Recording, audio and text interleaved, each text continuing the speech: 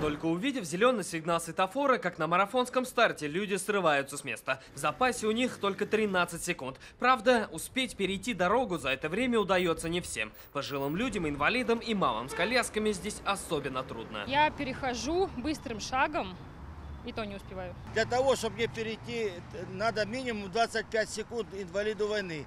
А бабушки, которые на колясках тут ездят, им вообще надо минут 30. Фазу перехода для пешеходов в центрах организации дорожного движения рассчитывают по специальной формуле, где скорость человека равна 1,3 метров в секунду или 5 километров в час. Почитаем. Зеленый здесь горит 13 секунд. Расстояние сейчас измерим.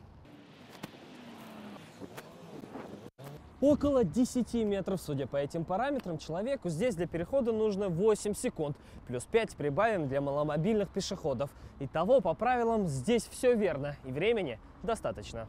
Только что верно в теории, на практике не всегда подтверждается. И короткий сигнал светофора – это прямая дорога к дорожно-транспортным происшествиям. Для пересмотра отведенного времени мы обратились к специалистам автоматизированной системы дорожного движения. Увеличивать это время нецелесообразно, потому что там большой поток транспорта, в том числе и общественно, движется по Оренбургскому проезду в сторону РКБ, прямо и направо поворачивает.